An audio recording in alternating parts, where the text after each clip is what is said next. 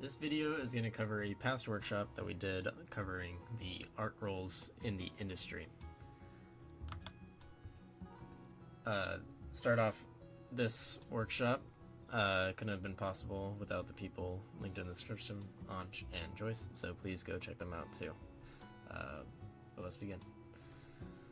Just a disclaimer, this workshop is just aimed to provide insight as to what the industry might be looking for and what you might need to do to stand out.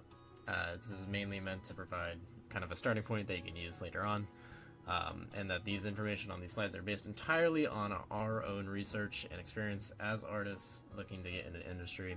If you want to get into the industry and know what role that you want to get into, we highly recommend that you seek out and do your own research to better prepare yourselves for your desired role. But to start, the roles that we are going to cover. For 2D, we're going to cover concept artists, UI artists, and 2D animators. For 3D, we're going to cover 3D character artists, world builder, or otherwise known as environmental art, 3D animator. Tech art, we're going to cover shader VFX technical artist, tools and pipeline tech artist, and also rigging and character tech artist. So for 2D art, qualifications that we kind of found on most internships is that for concept artist, they're asking that you're able to carry an idea from the conceptual phase to the finished illustration and understanding how to translate these ideas to real-time kind of game assets, you know. And then they're also looking that you just have a keen eye for light, color, value composition, all kind of the aspects of what kind of can be skills related to 2D art. They obviously are looking for that as well, but they're basically just making sure or wanting you to be able to kind of take an idea and conceptually get it down on paper and in a way that is easy to understand for 3D artists or whoever to make that game ready asset, right? For UI artist, they're seeking that you have a strong understanding of UI UX design, so not just UI, right, but also user experience. They're asking that you understand that as well. And they're also looking for a strong understanding of graphic design principles such as layout, typography, and color theory application, right? And then for this third one, it's kind of highlighted because I found it interesting and something that should keep it, like, you should keep in mind. And sometimes they ask for it, it's a little weird, it's kind of vague, but they're seeking that you have attention to detail and completeness, ability to see around corners and anticipate issues, right? So they're expecting you to, you know, have a strong understanding of UI UX design, graphic design principles, and also that you're able to kind of anticipate issues, which can be difficult, but is a very good skill to have if you're someone that is able to kind of go out there and think of the other side when you're designing something. Oh, how might this look when I'm creating this piece? How will this look? Is this going to cause any issues, right? That's all something that you should keep in mind when you're designing, especially the user interface for any application. So that is a key detail that was seen on some qualifications and is something that you for sure need to keep in mind if you are looking to be a UI artist. For 2D animator, they're expecting that you can create animations and effects for game, characters, and UI elements, right? Kind of goes with the role.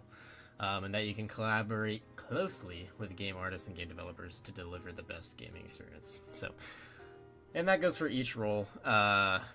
Collaboration is something that you are going to need. It's a soft skill. Communication, talking to people, being able to work through issues. But collaboration, I mean, without it, you're not going to have a game.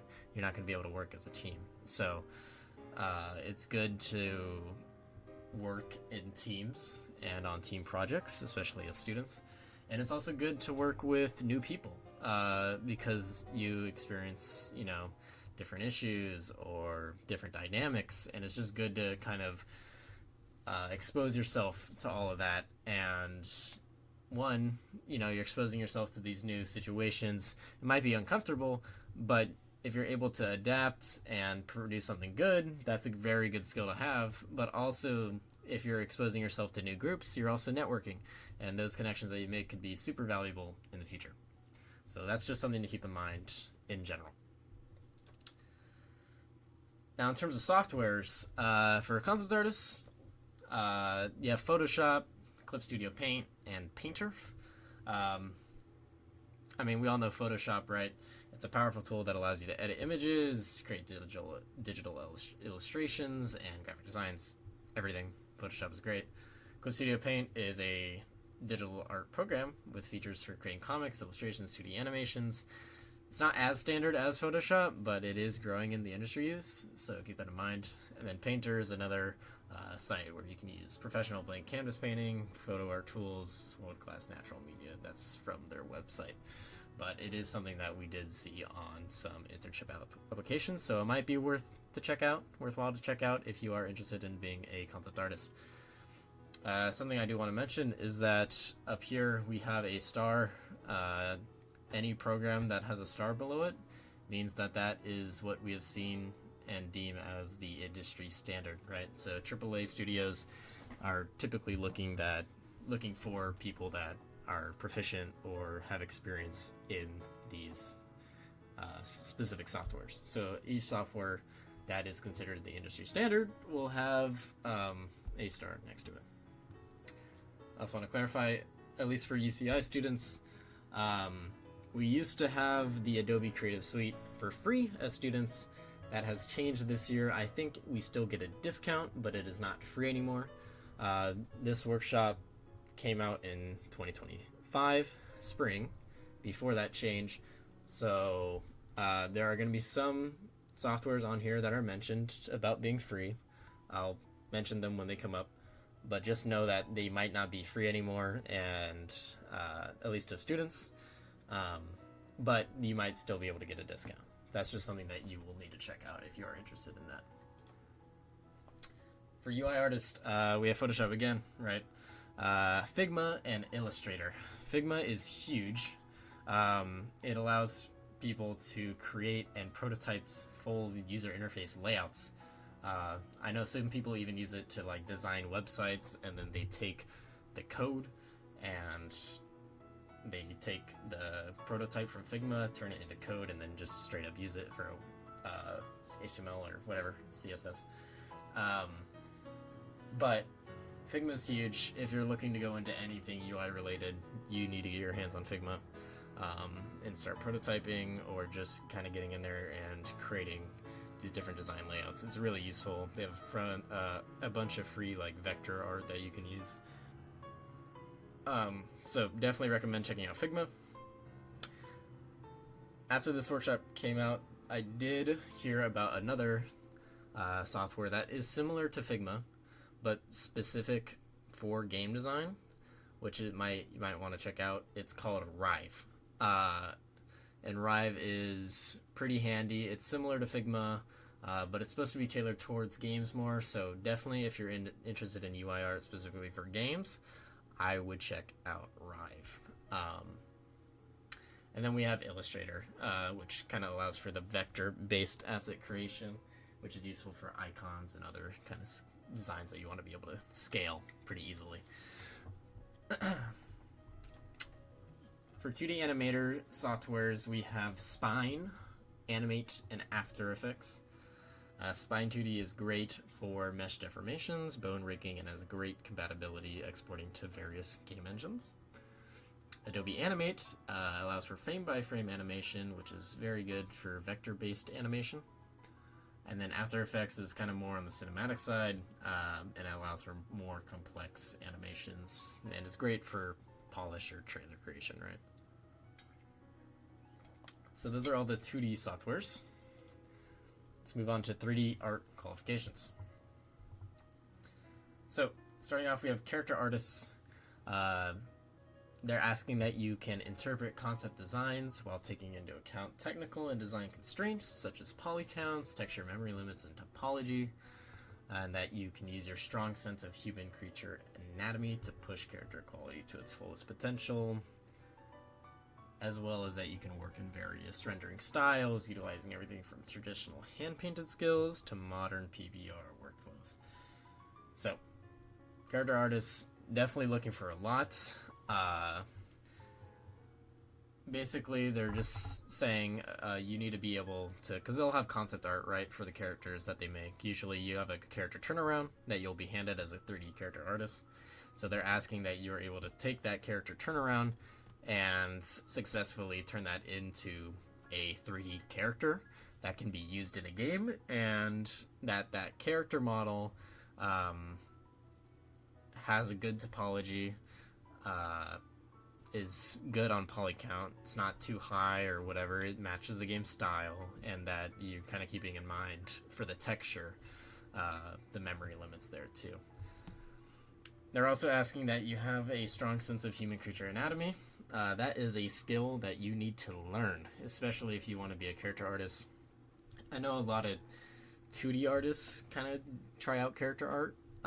So if you are looking to do 3D character art, I do recommend at least trying to do or getting some experience drawing maybe some 2D anatomy or human anatomy stuff, or just like looking up that, because that is going to be really helpful in your 3D creation, as well as just making your work seem more real and kind of adding that extra level of polish to it, you know. For an environmental artist or world builder, I think we had it listed as, they're seeking that you have proficiency in Maya or 3ds Max.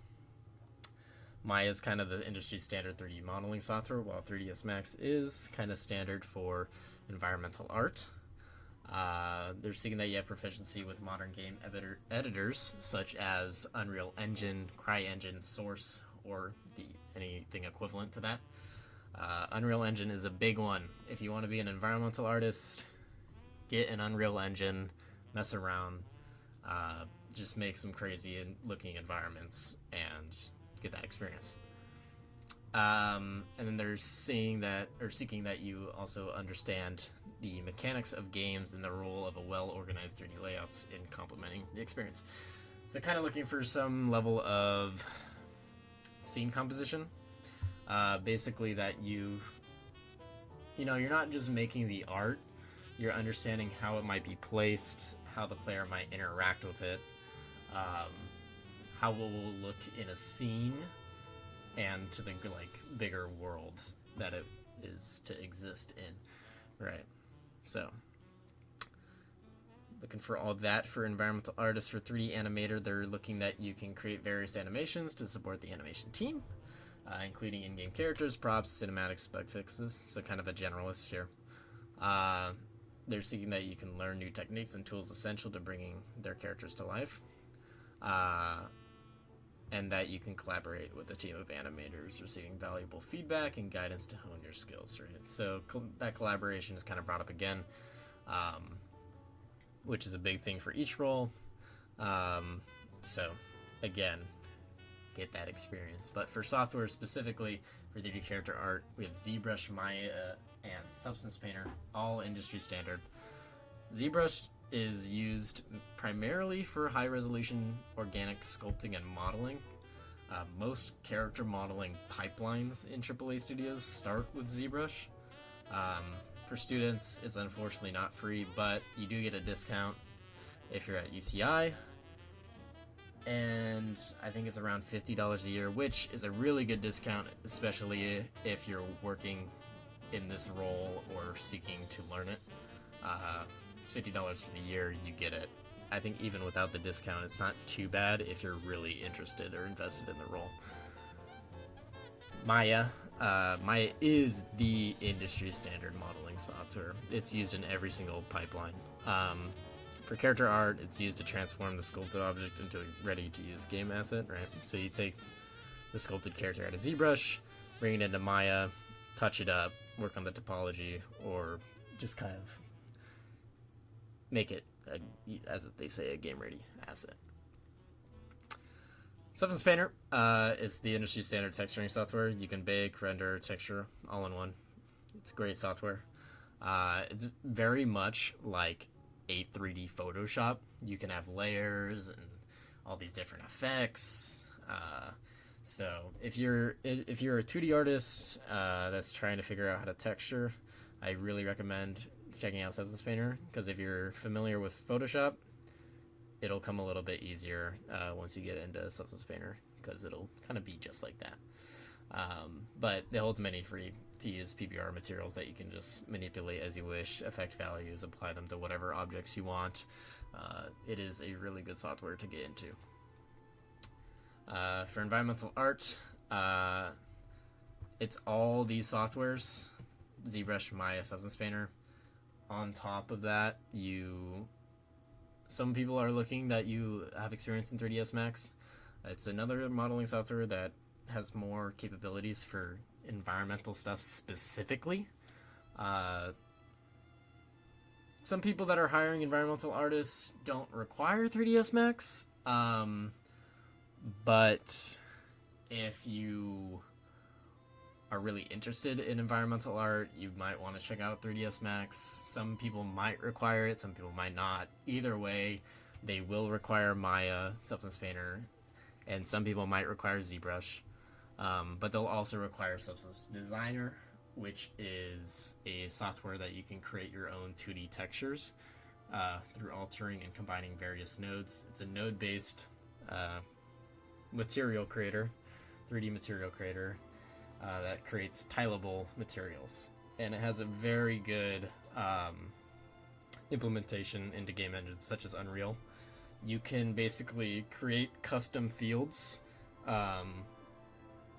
while you're creating your material. You're like, oh, this field specifically creates or affects the water level on this material. And then when you import your material out of Substance Designer and into Unreal Engine, you can check a box that says, oh, when I save this in Substance Designer, it's going to automatically update the file, which automatically updates it in Unreal Engine.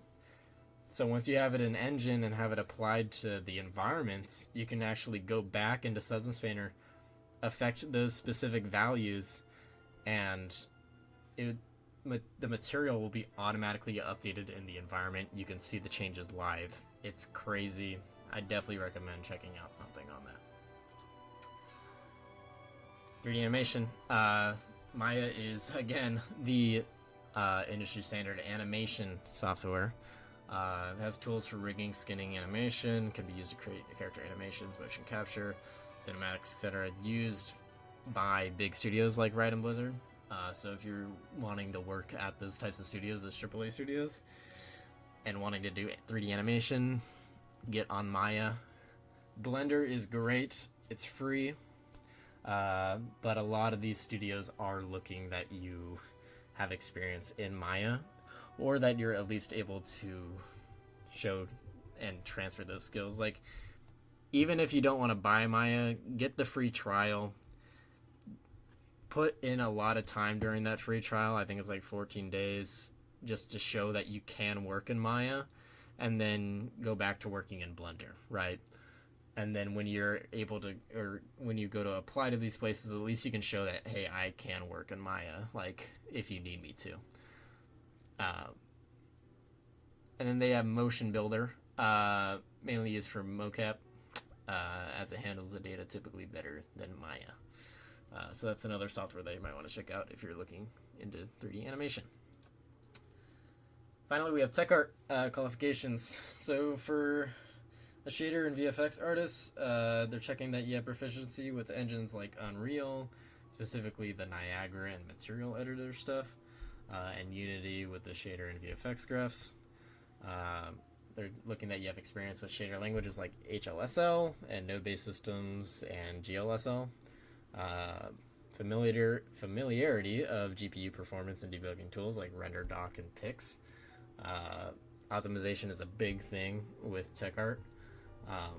That kind of goes for each role, but especially for shader and VFX art, because that can be very, very expensive. So they're looking that you are able to, create quality-based stuff, but also make it optimized and able to be used in game.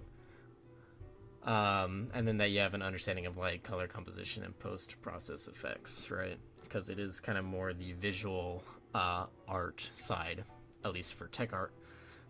So they're checking that you are able to kind of have those skills there too.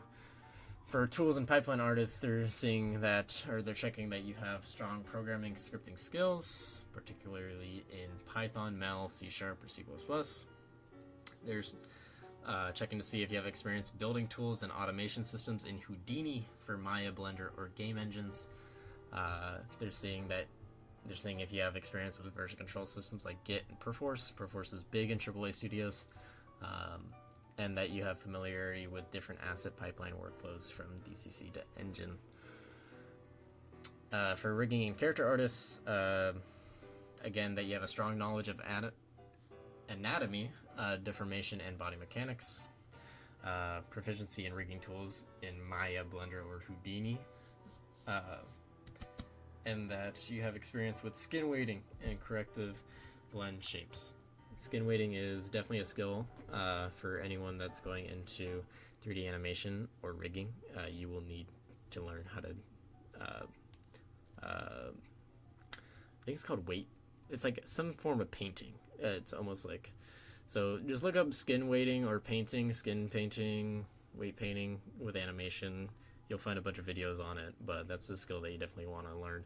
Basically, you paint the areas that kind of like on the knees and stuff, where you kind of have your joints and stuff. And then strong collaboration skills again. So really, if you see rigging or character art or animation, just expect collaboration a lot. That goes again for every single role, but it's coming up a lot in these kind of more character or animation based roles. But expect to collaborate if you're going into any sort of job, really. For shader or VFX artist software, we have Unreal and Unity. Both are great game engines that are industry standard in different cases. Most AAA games use Unreal. Like, I know Valorant specifically just swapped, because they were using like Unreal 4, they just swapped to Unreal 5. Most indie games use Unity. But as a tech artist, it's important to be familiar with both, especially if you're trying to get into the industry. For shader graphs and HLSL, these are industry standard, all of these. There's two main methods that you will be using to make shaders. Shader graphs are the node-based systems that are kind of easier to use since they're more visual to some people, while HLSL is the scripting language, which allows for more complex and customizable shaders. And then Niagara, or VFX graphs, systems used by Unreal and Unity to create VFX and particles. Niagara offers more customization and performance optimization, making it ideal for AAA. But that's in Unreal. And then VFX graphs are more limited, but easier to use, making it great for indie games. And then RenderDoc/Pix are different GPU debugging tools. RenderDocs is open source, while Pix is a Microsoft profiler, or is Microsoft's profiler. Most AAA companies will use one or both of these, and it's kind of used to analyze performance or debug shaders and optimize them. So that's important to keep in mind. Optimization is something that these AAA studios are always going to be looking for.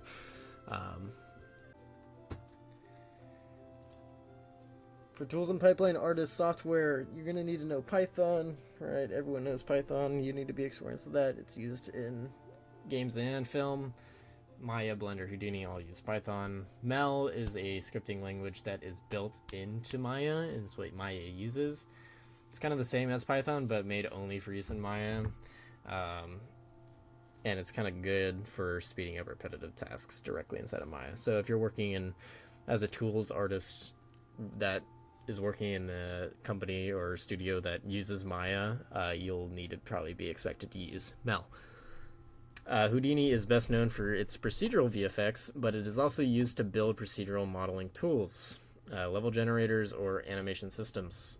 It's liked for being highly customizable and integrates well with Maya and Unreal, but it costs money to use. So that is something that you can check out if you're interested in it, but just know it's going to cost a little bit. And then Version control like Perforce and Git is industry standard. They manage game files across teams. Gets more common in indie, while Perforce is kind of the more industry standard AAA software because it handles large files more efficiently, which both of these will also cost money if you're trying to run a server or repository or whatever. For rigging and character artist software, you have Maya again, right? Industry standard when it comes to character rigging animations, has powerful tools for skeletal rigs, has blend shapes, all that stuff. So it's most rigging pipelines in indie and AAA studios are built around Maya. So if there's one takeaway you can get from this, if you're going into 3D art or tech art, learn Maya, because it will be expected. And then Blender is another great option that provides a full rigging and animation toolkit, and it's also for free. Blender is more commonly used in indie projects and personal pipelines and offers a lot of flexibility. Again, Blender's great. It's free, awesome, has a lot of resources, a lot of tutorials too.